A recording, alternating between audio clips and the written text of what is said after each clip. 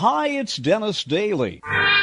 During the early 1950s, listeners to CBS Radio were treated to nearly 120 episodes of one of the best detective shows of all time. So I'm focusing in on the adventures of Philip Marlowe.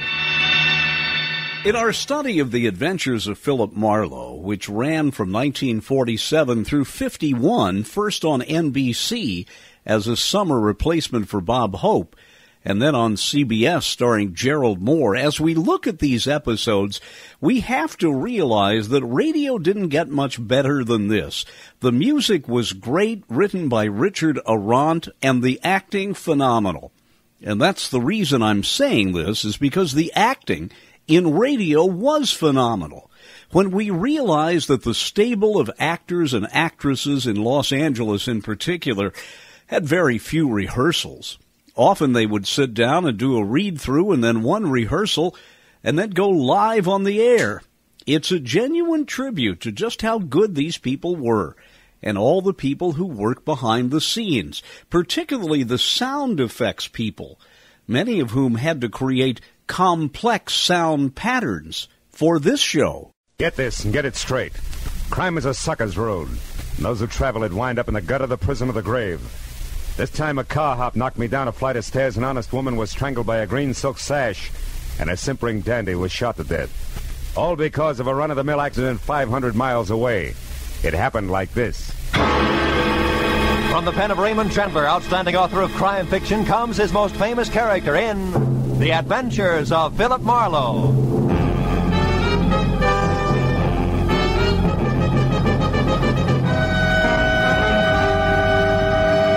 Now, with Gerald Moore starred as Philip Marlowe, we bring you tonight's exciting story, The Vital Statistic.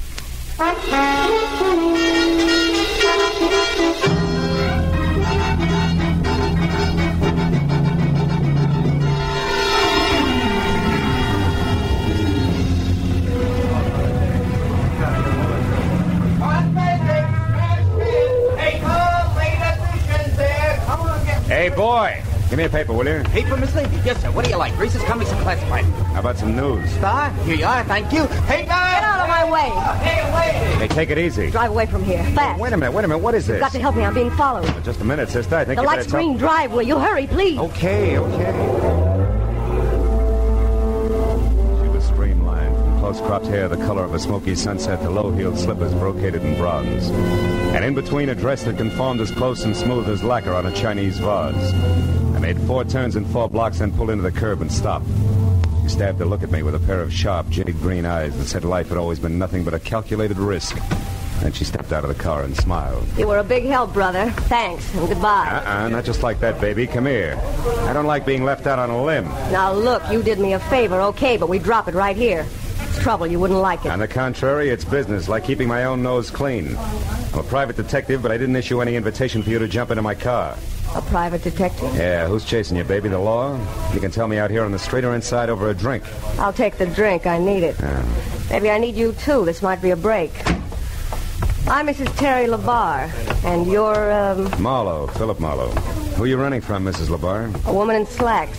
I don't know who she is or why she's following me, but every time I look back, she's there. This is the second day. Booth? Yeah, sure.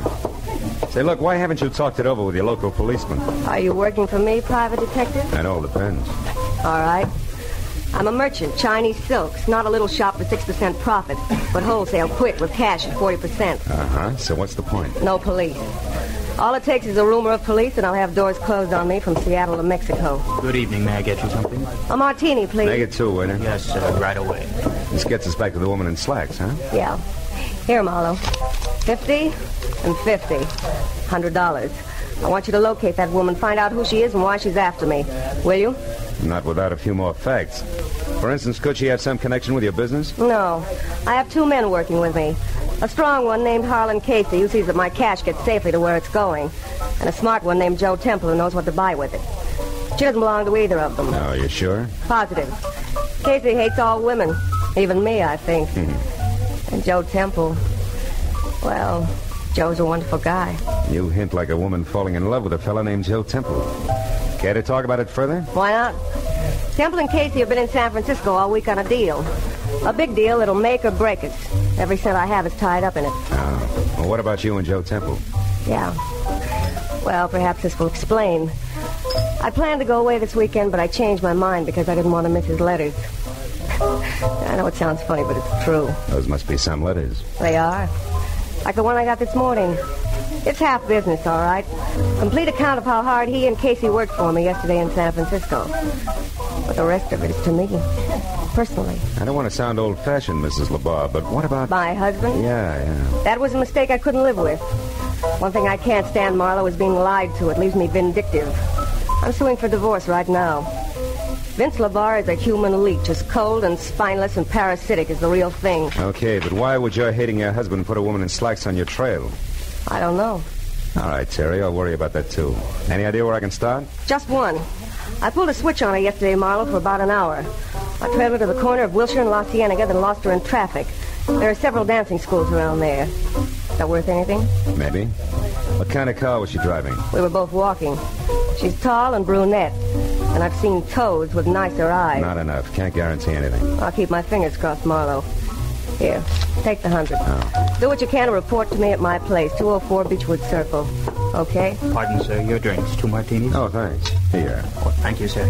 To your success, Private Detective. To your health, silk merchant. Drink hearty.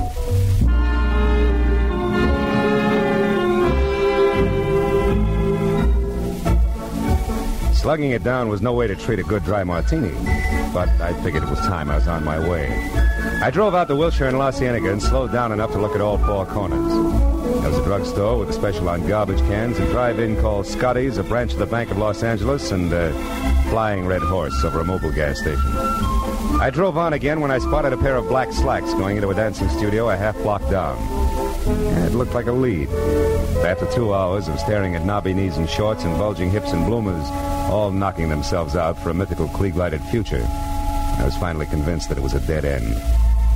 Now I got back into my car and headed up into the hills for Beechwood Circle in the slim hope that Terry could give me something more to go on.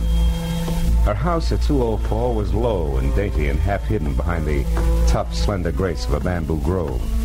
The walk was guarded by a white marble lion of Korea, and the front door, when I finally found it, turned out to be a sliding panel in a wall of oriental lattice work. As the door slid open, I was looking down the barrel of a snub-nosed pistol, held very steady in the hands of a hard-eyed brunette, in a pair of black slacks. You've been looking high and low for me, haven't you, Peeper? Ever since you left that dame. I might have been. You're not the brightest character in the world, in spite of what you and your friends think. I spotted your car when she got in. It wasn't too tough to tag. Where's Terry? Sleeping off a hangover from better days. Skip the chatter. Where is she? Come on in and look. And that's no suggestion, sailor. It's an order. Move over there to the top of the stairs. Sure. That's a good smart boy. You're late, you know. I got what I came for, now I'm in a hurry.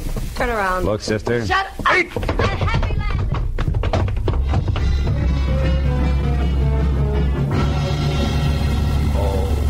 Oh, there were 10 stairs down to the basement. And with a shove reinforced by the 45, I hit all but the first 3.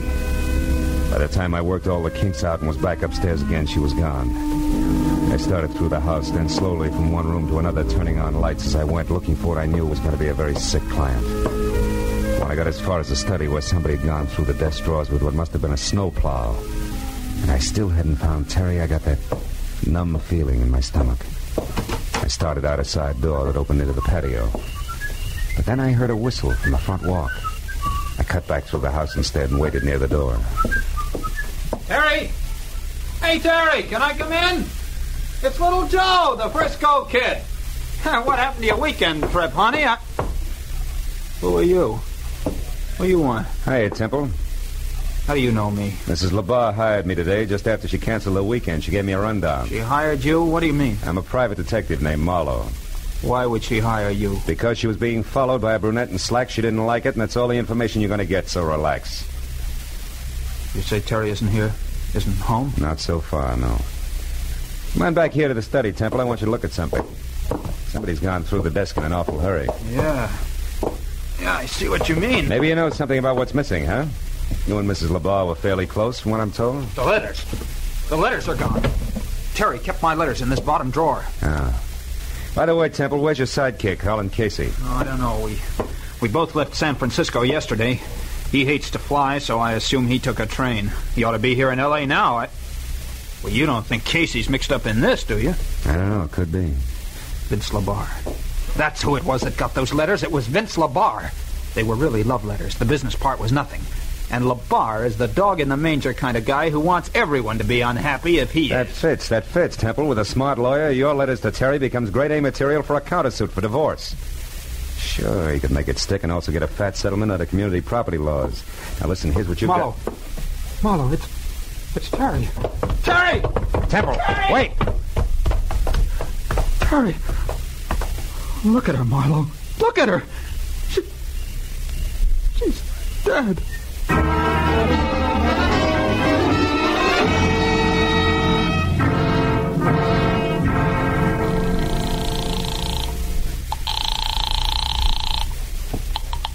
Lieutenant Matthews, homicide details. Marlowe Matthews, there's a dead one out here. A woman. Got a pencil? Always. Go ahead, Marlowe. I'm at 204 Beechwood Circle. The woman was a client. Circle. Yeah, go on. She was strangled with a green silk sash and my loungy pajamas, Matthews, sometime within the last, I'd say, hour. Yeah. Her name was Terry LaBar. Hey, wait, Terry LaBar. Wait a minute, Marlowe. Listen, we got a teletype here from a sheriff in Empire, Oregon. Come in 5 minutes ago. So? Oh, wait a minute. Yeah. Says some guy named Jess Freeman from L.A. was killed there this morning in a traffic accident. Was loaded with big dough, but doesn't look the type. And the only other identification on him was a business card from one Terry LaBar. Yeah. You got a helpful answer for that? Wait a minute. Temple, do you know anything about a man named Jess Freeman? He was killed in Oregon today in a traffic accident and had one of Terry's cards on him. Freeman? Yeah. No, I don't remember him. No dice, Matthews. Who are you talking to, Bill? Joe Temple, one of Terry LaBar's associates. He's here. Never heard of Jess Freeman? Yeah. Okay, Marlowe. Uh-huh. Well, they sent his prints to Washington. The tattoo says he was in the Navy once. They'll pin him down. Now, about out there, any idea who killed him? Yeah, maybe a brunette in slacks. I think I know where to find her. Well, that's dandy. Sit down until we get there, Marlowe. Be right out. Wait a minute, Lieutenant. What? Look, right now it's only a hunch, but if I move fast and quiet, I might be able to develop it into something worthwhile, okay? Okay, but keep in touch, Phil. Yeah. I still can't believe it about Terry, Marlowe. Now, look, why don't you just go home and take it easy? I'll tell Lieutenant Matthews where I can find you, huh? Thanks.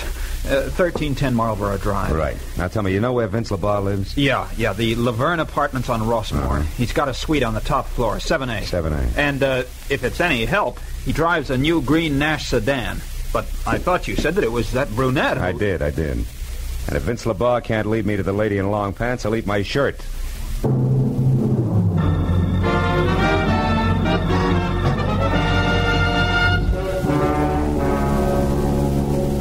Vince LaBar and the Courage caliber .32 he held in his right hand made it out of the apartment and on the run for the elevator. I kicked through the plate glass door, and I spent the next 2 minutes alternately swearing, straining, and nicking myself while I played contortionist. In and out of the fancy snake grill work on my wrought iron cage until finally I reached the inside handle. And I was free out and over to the telephone in a big hurry. Because for my money, the icing on LaBar's voice left Joe Temple someplace on the short side. What the life insurance people call good risk. Hello? Marlowe, Temple, listen hard. Your life's in danger. What? LaBar, you had him tagged from the first. He's after those letters, all right. But what about the girl in slacks? Well, I think she might have a connection with a drive-in on Wilshire and La Cienega, a place called Scotty's Inn. I'm going to check it. Now, tell me, any word from Terry's muscle man yet? Harlan Casey? Yeah. No, nothing, Marlowe. But look, can't I meet you and talk to you? No. Vince LaBar had a gun and a short temper when he left here. I'll make us work any easier. Just stay away from open window, Temple. I'll call you.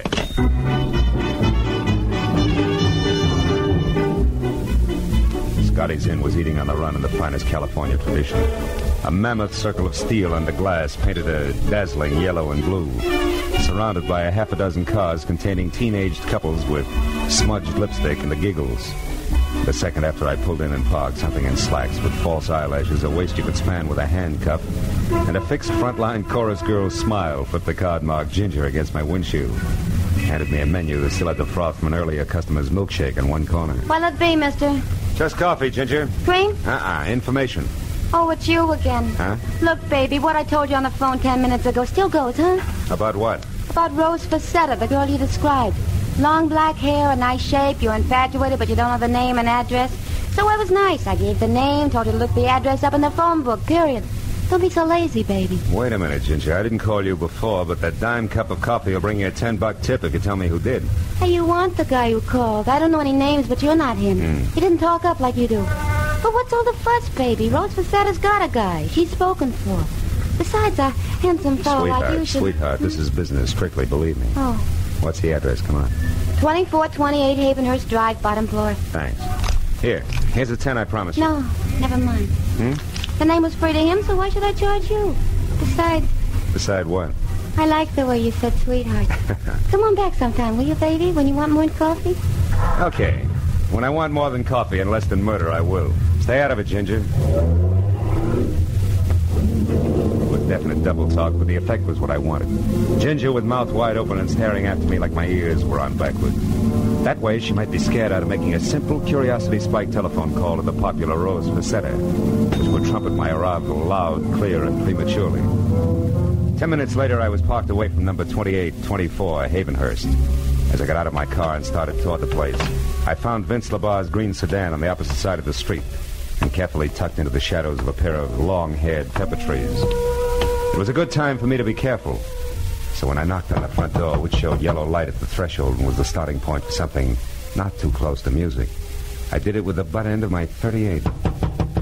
Yeah, who is it? Ziggy, friend of Ginger's. She asked me to deliver you a message, Rose. Oh, all right. What's the message, friend? Why, you loud... Don't try it, sunshine. There's no law against shooting ladies or knock you downstairs. Now back off. Come on, move, but not too far. For the moment, I want you in between me and Vince LaBar. Who? Look, Angel, it's all real plain. Those suitcases behind you there are packed. His car's outside. He's after the letters. Oh, no. Ha-ha. There goes Vince now, Buster. Well, Peeper, your opener stinks. Get inside fast. Sure. Any place in particular, Sailor? That chair near the desk. Keep your hands in your lap. Okay. If it'll please you, Mr. Detective, I'll be very glad to. After all, you're my guest, and I should be nice to you. Now we talk like a little lady, huh, Rose? Vince LaBar picked up the letters from you as scheduled, and you're getting ready to run because you killed Terry, and you'd rather not be around for the question and answer period, right? I didn't kill her. I just knocked her down. No. You didn't kill her. You just slowed down her breathing somewhat with a pajama sash. You're wrong, copper. Skip it. Doesn't add any other way. Go on, answer it. Who is it? Mr. Shirley, what's going on in there, Mr. Feta? Limon. No, the jerk who lives in the top half of this place, along with a few thousand Mr. French Feta, if you don't open this door, I'm going to call the police. I distinctly heard a noise, and I... Come on in, Mr. Shirley. But what? Well, what's going on in here? Who are you? Never mind that. Now get on the phone. Call the police. Huh? Oh, yes, of course. Yes, certainly. Operator, I want the police. 2824 Havenhurst. Look, Hero, yes. You're a little mixed up about some things. Yeah, and you're just a kid to straighten me out. Those letters you got at Terry's place were written by Joe Temple. All right. Was your boyfriend Vince heading for Temple when he left here? I can't... Try hard, sister. All right. Maybe he was. Now leave me alone. Not quite. Hey, you, Mr. Shirley. Yes? In that desk next to you, there's a gun. Keep it on until the law arrives. Ladies wanted for murder. Well, yes, but what if she should... Yeah, then shoot, Shirley, fast. Because if you don't, she'll kill you. Tell the cops I'll fill in the blanks later. Now, wait. Why must you leave? Why don't we both watch her? Because a guy named Joe Temple needs my help a lot more than you do.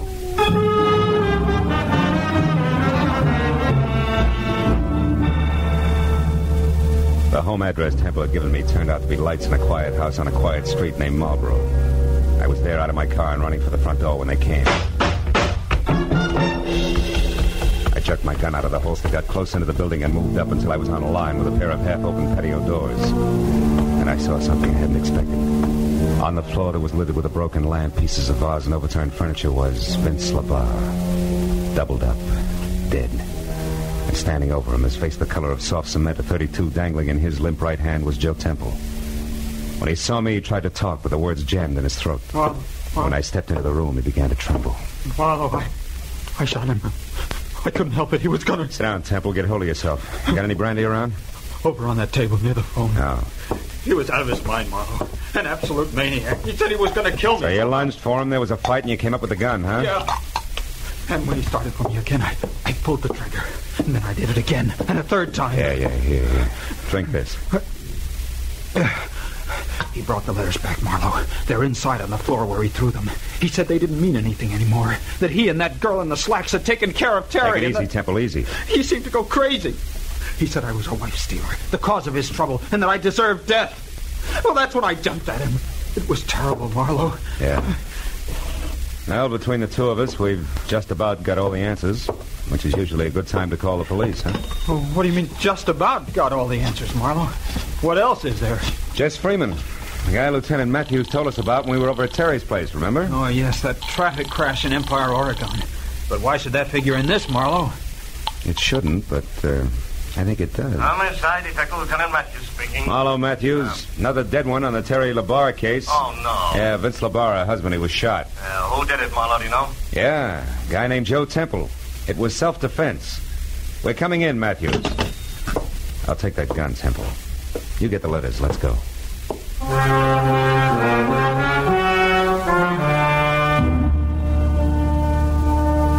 When we got into my car and started downtown, Temple was more relaxed. And he talked easily until we passed Vince LaBarre's sparkling green sedan parked a block away. Once again, close into the shadows, and once again, empty. Real empty. The sight of it closed him up tight for the rest of the trip. When we walked into police headquarters and through the quarter of a mile of glossy corridor leading to the door marked homicide, he didn't open up any. But it didn't matter, really, because it's police rule never to talk to two men about the same thing at the same time. And I was first. Matthew said hello without shaking hands, waved me into an uncomfortable seat, and then lit his pipe while I brought him up to date. And it was his turn. So Rose Facetta killed Terry LaBarre so that she could get the letters Joe Temple had written, huh? Mm-hmm. Did this so that her boyfriend, Vince LaBarre, could raise a lot of fuss in divorce court with the letters, file a counter-suit, that kind of stuff? That's the whole deal. Yeah, with Temple making it a doubleheader by shooting Vince when Vince came to kill him. That's it, Matthews. If you believe Temple. Huh? And if Temple hadn't slipped. All right, now what are you getting at, Phil? That when I was on the phone with you earlier tonight, you asked me if Temple or I knew anything about a Jess Freeman who was killed in a traffic accident in Empire, Oregon? Right, but you didn't. No. Nor did I mention the town of Empire to Temple. Yet a half hour ago, just before I called you, Temple came up with that name. Oh, then Marlowe, you... Oh. Hold my calls, Mooney. Marlowe, you mean... I mean that Joe Temple killed Terry LaBarre. Rose just knocked her out and got the letters. Temple strangled her while she was still unconscious. Yeah, but why? Because a guy identified as Jess Freeman got himself killed in a traffic accident. So? A guy who I think was actually Holland Casey, Terry's two-fisted assistant, who together with Joe Temple was crossing the boss lady. Yeah, but Marlowe... And that left Temple in a very hot spot. To save himself, he had to kill. Can you prove all this, Marlowe? No. Not a word of it. It's conjecture, but conjecture that fits, Matthews. Yeah. When Temple found Terry unconscious in the garden, that was his chance. He took it. Now, look, Phil, you're guessing at 90%. Sure, I'm guessing. But not in the dark. I know how these guys think and act. I've done too many cases not to know. Now, listen for a minute, will you, Matthews? Phil, I gotta will you have listen? facts. All right, okay. Now, look. Temple had to get those letters back, right? Yeah. And the last one in particular, because in the last one, this is the way it's got to figure. He had lied to Terry about being in San Francisco with Casey yesterday, when actually Casey was in Empire, Oregon. Yeah, when Casey was killed up there, the fact was bound to come out. Yeah, it's a good reason. Matthews, will you let me finish, please? All right, finish. Temple knew Terry would find out. He knew that she couldn't stand a liar and a partner who'd double-cross her. Temple knew that she'd get him and ruin him if it took her the rest of her life. So he came back to get the letter before she could read it, but she hadn't left town as planned, huh? Ironically enough, because she didn't want to miss one of his letters. Yeah, but look, I'm a policeman, Phil. I gotta have facts. All right, you're the policeman. You got labs and technicians. You'll get the facts. And I'll bet you it figures just like I say. Yeah, okay, Phil, okay. And another thing, Matthews. What? When you talk to Temple, who's holding the packet of letters now like a real good boy, yeah, you'll find the last one missing. It'll be in his pocket. I'll bet you on that. Well, that ought to do it, Lieutenant. Now, with one exception, Phil. Huh? How did Temple maneuver all this? Getting the letters from Rose Facetta, then setting up that self-defense deal. I don't know. But my guess is that Vince got the letters from Rose just before I arrived at her place. But when he got into his car... Oh, yeah. Temple was waiting, slugged him, drove back to his own house, dropped the body in the living room, shot him when he heard you coming? Something like that, Matthews. See if you can't get it out that way. Yeah, well, huh? don't worry, Phil. If it's true, we'll get it out. It'll be true. Oh, now would you ask Mr. Temple to come in, please, Mr. Marlowe? I'll be glad to, Lieutenant. Say, Temple, Lieutenant, I'd like to see you. All right, Marlowe. I think I can speak coherently now. Good. They like to get the facts straight in there. Go ahead. Yes, of course. Good night, Marlowe, and thanks for your help. Oh, good evening, Mr. Temple. Sit down and start talking.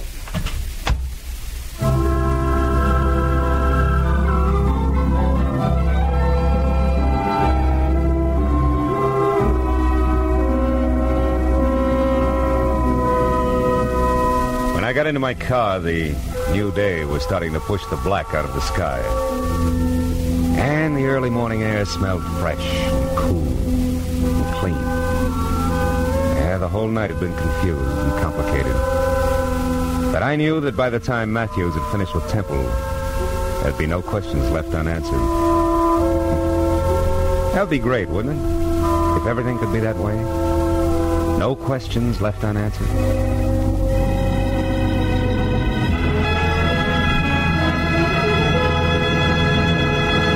This is CBS, where Burns and Allen are heard every Wednesday night, the Columbia Broadcasting System.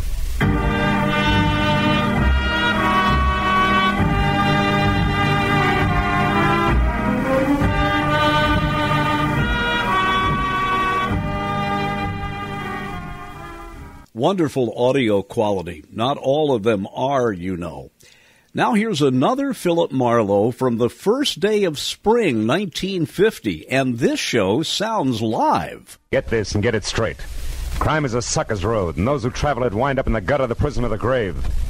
This time a bride-to-be, a corpse in a plush bungalow in a southern drawl behind a gun, all had one thing in common. They moved through the same deep shadow. It happened like this. From the pen of Raymond Chandler, outstanding author of crime fiction, comes his most famous character in The Adventures of Philip Marlowe.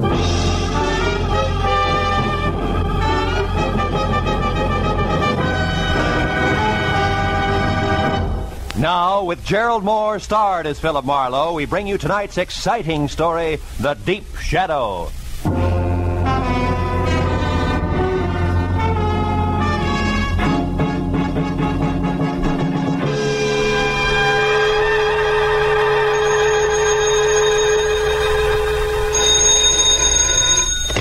Hello. Mr. Philip Marlowe, please. This is Marlowe. Oh, my name is Harvey Kettering, and I'm to be married in 4 hours at 9 sharp. Oh, congratulations. I hope you'll be very happy. But my bride is gone.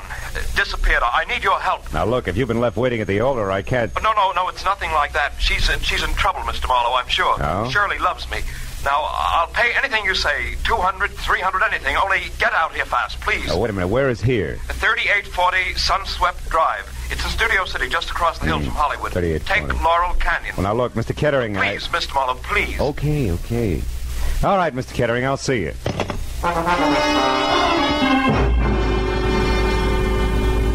The address he gave me turned out to be a healthy chunk of old Spain. A whitewashed house that spread out for at least 100 yards under a pink-tiled roof. As admitted by a butler with owl eyes, no shoulders, and a small bay window, and we played Follow the Leader over cool marble, ankle-deep Persian rug and inlaid Philippine mahogany. Finally, I was ushered into the ballroom, which was big enough for a highlight match. It was decked out for a wedding, from the champagne buckets and dead-over-ice lobsters to a pink rose-covered canopy at the center. And in the middle of it all, chain smoking while he worried, was my new client, Harvey Kettering. Well, Mr. Marlowe, I'm afraid there isn't a moment to lose, so I'd better tell you what I know quickly. But let's step outside on the patio. All right, Mr. Kettering. Mr. Marlowe, last night, Shirley and I What's went... the full name, Mr. Kettering? Doyle, Shirley Doyle. Oh, yes, here. Here's a snapshot of her. Mm-hmm. She's 25, blonde, and as you can see, Mr. Marlowe, very attractive. You're so right. You started to tell me about last night. Oh, yes. We were out together at a nightclub, the Blue Chip. On Ventura Boulevard? Oh, yes. Now, we'd never been there before, yet I think that's where it started. What do you mean, started? Well, when we were leaving the place about midnight, I called a cab. I was just giving the driver Shirley's home address, the Moore Park Court Apartments, when suddenly she told me to get in and told the driver to start at once. Do you know why? No, I thought perhaps she'd seen somebody coming from the club. But when I asked her about it, she said it was just her nerves, since tomorrow was her wedding day. I see. Then today she was supposed to call, but she didn't. At 2, I called her. Talk to her? No, she was gone. But I talked to the daymaid. She said when she arrived, she brought in a note that had been left outside Shirley's door. There's one of those leave-a-message pads in a box on her porch rail. Mm-hmm. She said it seemed to upset Shirley terribly. Mr. Marlowe, what are we going to do? Now, look, have you been over there to Shirley's place? No, I haven't. Got a key? Yes, I do. All right, Mr. Kettering, you have the key, so let's go. But what shall I do about the guests? Nothing right now. We may be lucky.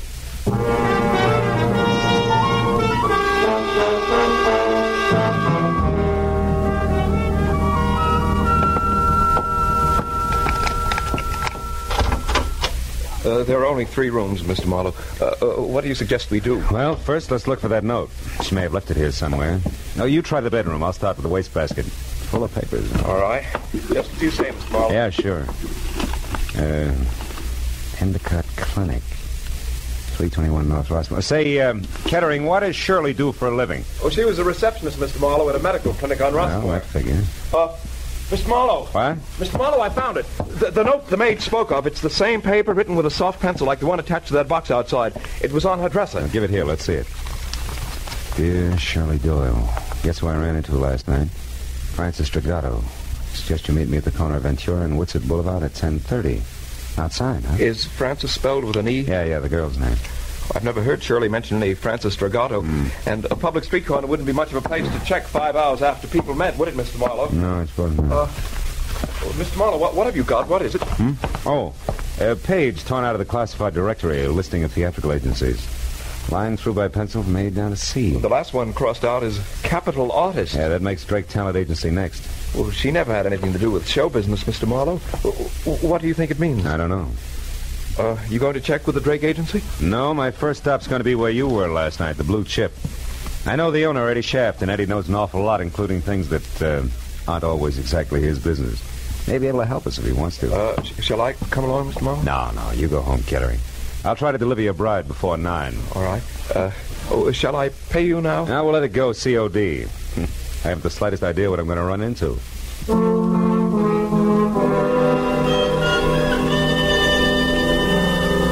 The snapshot of Shirley Doyle my client had given me reminded me of the kid you went to school with. You know, she had the kind of well-scrubbed look you knew was quick to smile, but I knew that she could be in a lot of trouble if she was tied in at all with the dapper Eddie Shaft.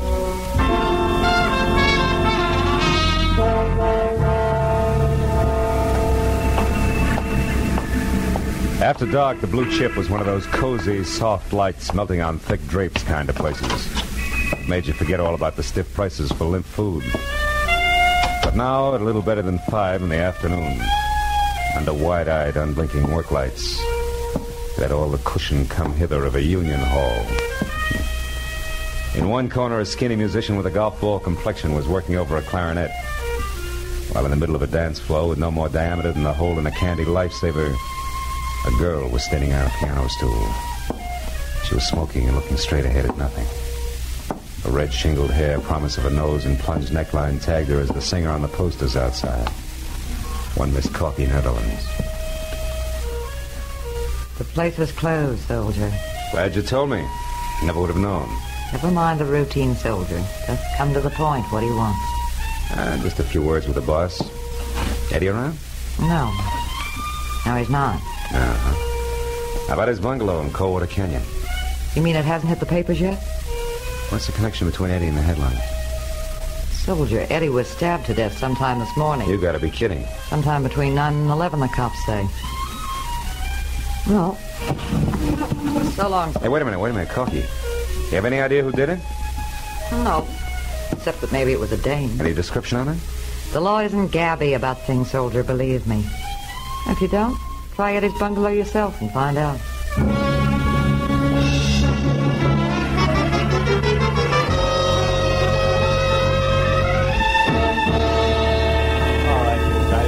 Up, will you? Oh, yeah, and Mooney, don't forget to have that fingerprint crew go over his other car on that back porch rail. Okay, Lieutenant. I reckon they snatched the body downtown now. Yeah, I guess so. We're not going to get any smarter staring at it. Hi, Matthews. Huh? Oh, hello, Phil. What brings you up here? Curiosity. I was in the neighborhood. What's the setup? I hear it's supposed to be a woman. Could be. Where do you hear this? Singer over at the Blue Chip, Corky, Netherlands. Oh, her. Yeah, well, she's clear. She was home right up until noon, and she can prove it. Mm-hmm. This happened a little before noon, an hour or so.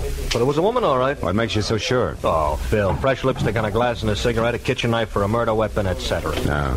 Also, some long-nosed neighbor saw a girl. Said she was young, maybe blonde. She wasn't sure. Saw her run out of here a little after 11 this morning. Mm-hmm. All this adds up to somebody in particular, huh? Well, it should, Phil. Norma Mayetta. Who? Norma Mayetta's her name. She was Eddie's theorist, you see. It should have, but it doesn't. She left town last night for Chicago on the 1 a.m. plane. We checked it. Of course, Eddie Shaft went with a lot of girls. Excuse me, That's so right. We just got hold of that night cashier over at the Blue Chip. Yeah, what'd he say, Mooney? Shaft took $50,000 in small bills out of the office safe last night. Oh, what time? About 2 a.m. Had it in a large manila envelope. Yeah, nothing even close to manila envelopes turned up here, has it? No, Lieutenant, but that gives us another angle to shoot at. All right, Mooney, pass the word to the boys. Okay, Lieutenant. Look, Marlowe, just a passing thought.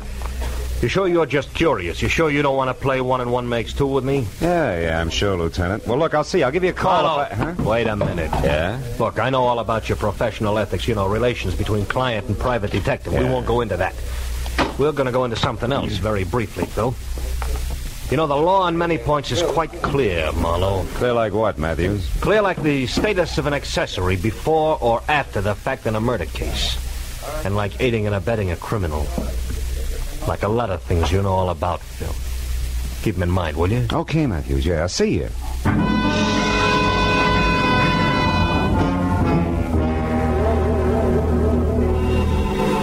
Since the lieutenant hadn't mentioned Francis Regato, I didn't see why I should. All of which made it a good time for me to cross my fingers and check the name which had been on deck on the list in Shirley's apartment. The Drake Talent Agency. The place, which was on Sunset Strip, was strictly coy colonial from a miniature Mount Vernon front to an oversized mirror-polished brass knocker on the front door that said my tie was crooked. And I was sure that the gentleman who answered the door noticed it. It was impeccable. In cocoa brown gabardine, white high-at-the-throat tab shirt, and also cocoa brown silk tie. And at the bottom there were thick-soled cordovans with leather laces. At the top, a crew cut over jet black horn rims. He took the glasses off, and long, soft fingers toyed with one stem while he talked. Yes, sir? My name is Philip Marlowe. I'd like to talk to Mr. Drake. I'm Mr. Drake. Oh? What was it you wanted, Mr. Marlowe? Well, I'm not exactly sure. You see, Hey, Drake, this picture here is Corky Netherlands, right? The third one over, yes. She's a client of ours. But this picture isn't what you came to talk about, is it, Mr. Marlowe? What's our home address? I beg your pardon. Come on, quick. It's important. And confidential. This isn't a Lonely Hearts Club, Mr. Marlowe. I was playing a long shot when I knocked on your door, Drake, but now it's paid off, so tell me. Any stranger called for Corky's address today? I don't know, and the secretary's already left. Look here, Mr. Marlowe, what's this all about? Murder, Mr. Drake. Murder? A messy one. Now, do you give me the address, or do I start after it myself? Well, I don't know. Come on, answer up, Drake. The Towers, an apartment hotel on Ivar. Now, one last thing. Don't call her after I leave unless you want to whip your hand-stitched lapels and cops.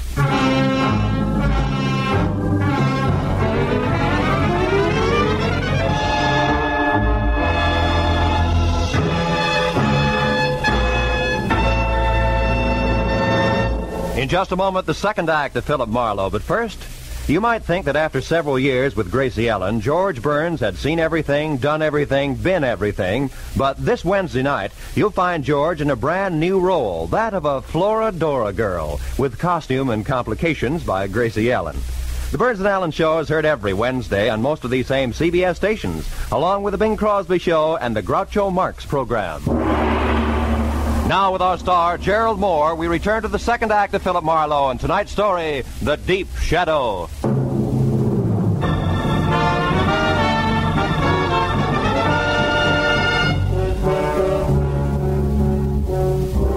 I left the glossy Mr. Drake in his glossy little agency with his mouth hanging open and drove down to Hollywood Boulevard to Ivar, and from there up the hill to a 5-story air-conditioned monolith with Venetian blinds called the Towers, which offered about as much sanctuary as the Yankee Stadium. I parked heading downhill and walked in across the buzzing green and silver lobby draped with pale pink curtains and blasé women to the elevator and rode up to the 3rd floor. Corky Netherlands' apartment with the 4th down the hall to the right, and quiet, but the door was ajar 2 inches. So I rapped hard enough to swing it all the way open. The answer sounded like a cry for help from the bottom of a well. When it came again, I went in, and it took me a few seconds to realize that the noise was coming from a closet. And when I got it open, Corky Netherlands reeled out, looking like she'd been through a threshing machine. She was here. She was after the money. Who was after what money, Corky? Who? There's some dame. I didn't know her, but she... There she is. Shirley! Miss Doyle, wait a minute! Shirley Doyle. She'd been hiding inside near the door. She grabbed a handy oversized ashtray and let it fly at us, then beat it. I made it to the hall just as the elevator door closed, so I took the stairs and raced it down to the lobby. I got out on the street in time to see Shirley with a large manila envelope in one hand pile into a sleek new Hudson and take off. I ran to my car to follow her, but that was as far as I got. I was stopped cold by a nasty little gun in the hands of a southern accent behind a pair of strictly Hollywood dark glasses. Be a good boy, honey, and hold it. Now, look, right sister, there. who do you think you are? I'll ask the questions if you don't mind. Why are you in such a fuss over the girl who just made off? I was trying to get her out of a jam, believe it or not. Well, now, isn't that the darndest coincidence you ever saw? So am I. Only you want to catch her, and I want her to get away. But I guess that's life, isn't it, honey? Yeah, in the raw. You said it. We got big business together, her and me. And it sure don't include you. Just a minute. This adds like you could be Francis Dragato. Francis who? Dragato. Me? Yeah. Oh, that name's much too fancy for the likes of me, honey. I reckon we can break it up now. So why don't you just give me the keys there in your hand? My keys? Come on, give. Yeah, well... That's a good boy. Now, don't try anything silly. And, don't fret, honey. I'll leave your car 2 or 3 blocks down the street here. Look, maybe you ought to go back upstairs and console little sugar child up there. Maybe take her to a movie or something. You know, to cool her off. Well, that's a nice, fresh thought. I'm loaded with them. Yeah, you're Try loaded. me again sometime. So long. Dames. Someday I'm going to get a case where there's no dames connected. Either directly or indirectly. Parking my car 3 blocks away, that's fine. Just fine. Hey, going up!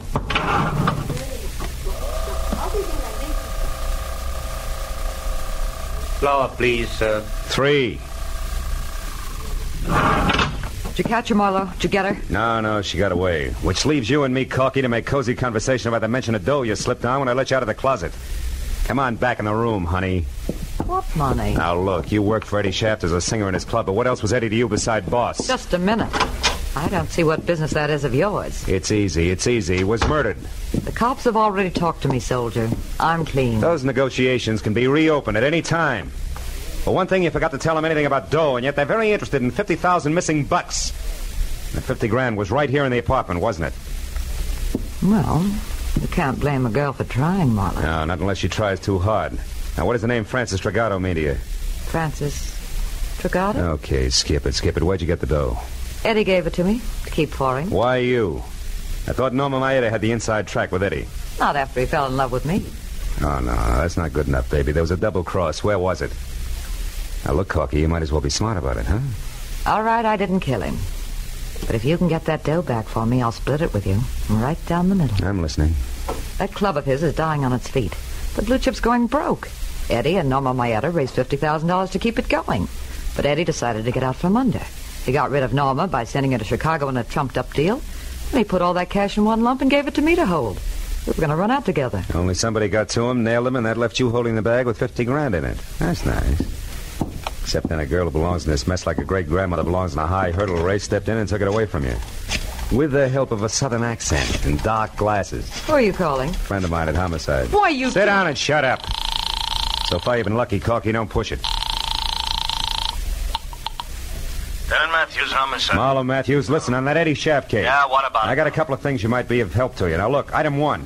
That missing 50 grand is being sought after by a southern accent and dark glasses. A woman? Yeah, and she pulled a gun on me. Item 2.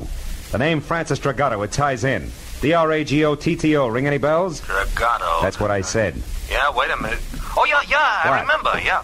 Yeah, but it's nothing, Marlowe. It's ancient history. Dragato, I knew, was a third-rate burglar, shot and killed resisting arrest down the Sandbar district about 5 years ago. Way back when I was a prowl car sergeant. Look, what about this Tell me, southern... Dragato have a wife? No, I think there was a daughter around. Name though. Francis? I don't remember that good, Marlowe. Look, what is this Dragato business anyway? Well, so far it's a hunch. That's what I thought. Climb off of it and get down to facts, will you? Who's the dame after that Eddie Shaft money, and where did you run into her? I lost her on Ivar. That's not what I asked you. I know that's not what you asked, but anything else would be a breach of my client's confidence. All right, look, Marlowe, I'm real serious. I'm going to give you just 1 hour to notify your client and get down here and spill. After that, I'm putting out a call to have you picked up for withholding evidence.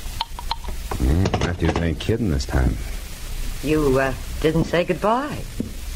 That's quite a tightrope you walk, Marlowe. Yeah, sometimes. Mm-hmm. You're good. And I'm a girl of my word. You get that money back for me and it's 50-50. You're my only chance. Don't kid an old kidder, baby. You're a girl of 2 words, double and cross. Good night, Corky.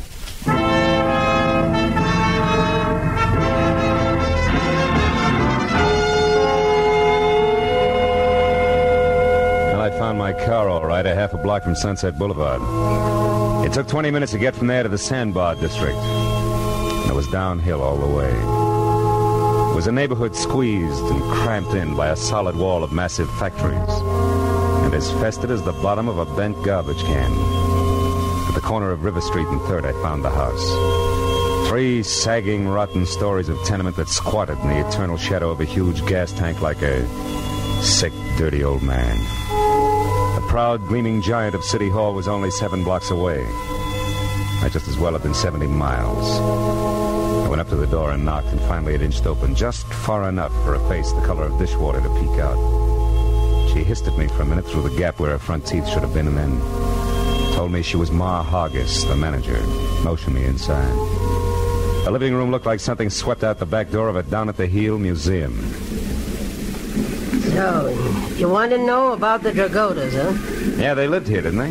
Maybe, maybe not. Cops got the old man about 5 years ago? It's possible. What became of his daughter? Where's Frances Dragato? Why? What are you being so cagey about, Ma? Because the bird that asks questions has got an angle, always. And the one who knows the answer's got a price, huh? Always.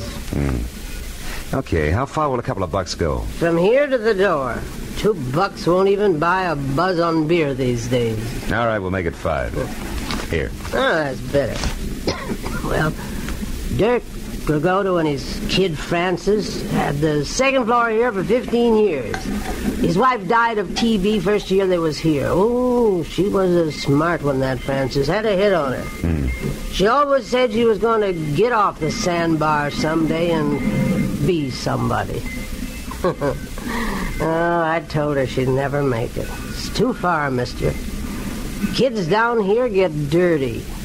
And it's the kind of dirt you can't wipe off. It gets inside them. I know. Yeah. Tell me, what happened to her? I don't know.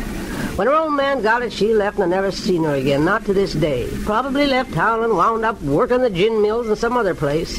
Is that the $5 worth? Huh? Well, you bought sight unseen, sonny. Tell me, you got a picture of her? Yeah. As a matter of fact, I have. Good. She was 17 at the time. It's kind of fuzzy, but you can see... Hey, wait a minute, Ma.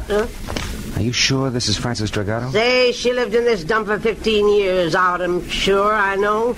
She looks like somebody else. Girl who was supposed to get married tonight. I got another picture of Frances here someplace. Wait a minute now, a better one. Let me see now. Yeah, here it is. This was took down on Olivera Street, one of them stands.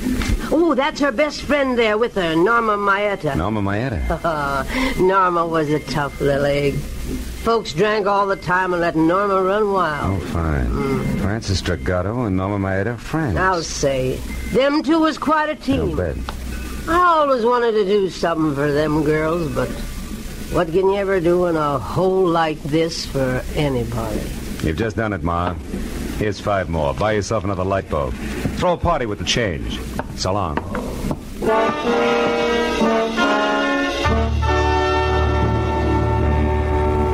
The eyes of one young woman and the chin and mouth of another, side by side, smiling into a camera, had cleared up a lot of questions. But there was one more that needed an answer fast.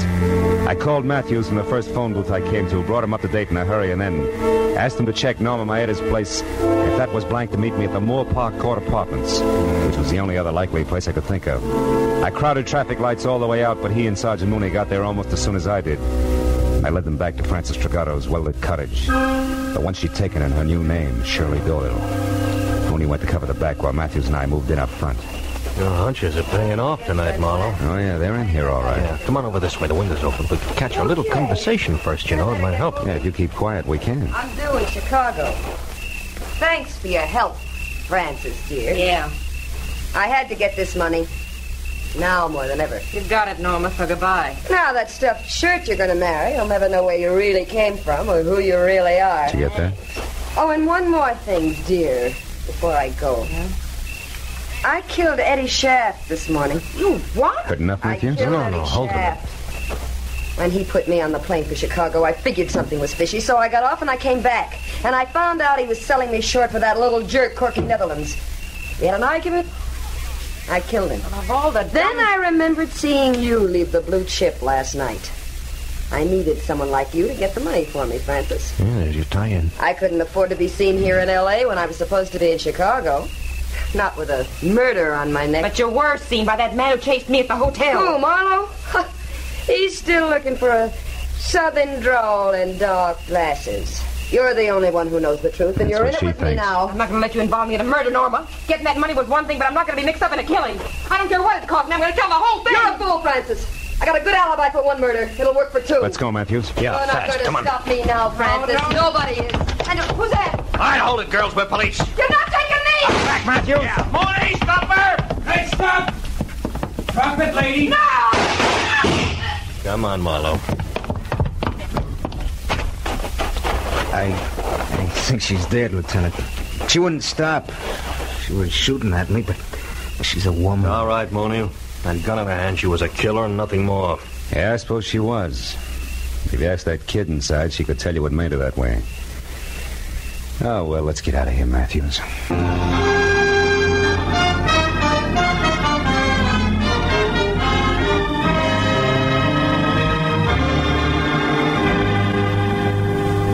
I can't thank you enough, Mr. Marlowe, for bringing Shirley, that is Francis, back to me safely. Oh, believe me, Mr. Kettering, it was a real pleasure. And you, Lieutenant Matthews, for your cooperation on withholding the publicity aspects of this horrible thing. No, it's okay, Mr. Kettering. Glad to help out. We're going to be married, you know, right away. Shirley told me the story and wanted to postpone the wedding, but I wouldn't hear of it. Good. After all, I'm not marrying her for the past. I'm marrying her for the future. Yeah. Best wishes, Mr. Kettering. Yeah. Maybe tomorrow when Shirley's calmed down. Give her my congratulations, will you?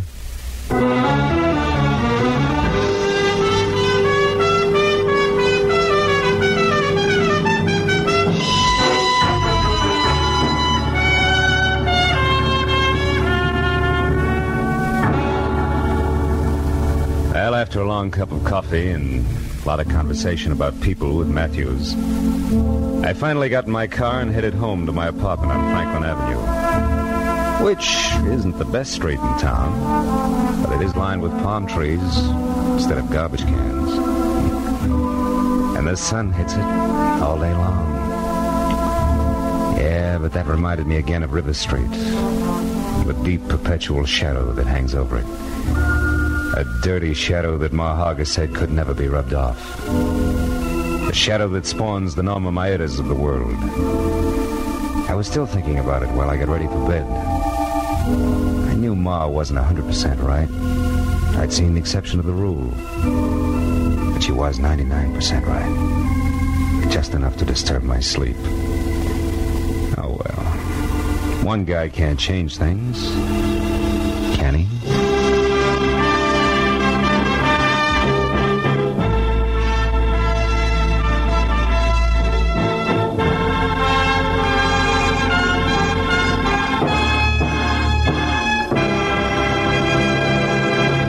The Adventures of Philip Marlowe, bringing you Raymond Chandler's most famous character, star Gerald Moore, are produced and directed by Norman MacDonald and are written for radio by Robert Mitchell and Gene Levitt. Gerald Moore may currently be seen starring in Republic's The Blonde Bandit. Featured in tonight's cast were Lillian Baeff, Joan Banks, Verna Felton, Yvonne Patey, Jeff Corey, Jack Crucian, and Tom Holland. Detective Lieutenant Matthews is played by Larry Dobkin. The special music is composed and conducted by Richard Arant. Be sure and be with us again next week when Philip Marlowe says... This time I started with a Romanian from left field. Got misled in the Philippine jungles, chased an English accent clear to Venice, and wound up at a Shinto shrine with a friend from Siam. All without ever leaving Los Angeles.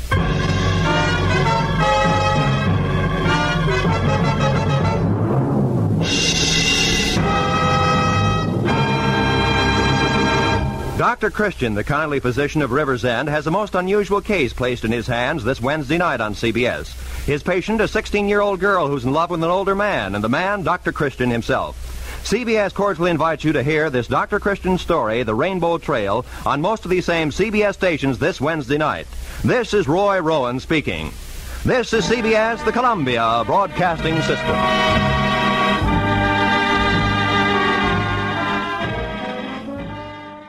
That's it for this week. I'm Dennis Daly. Thanks for listening.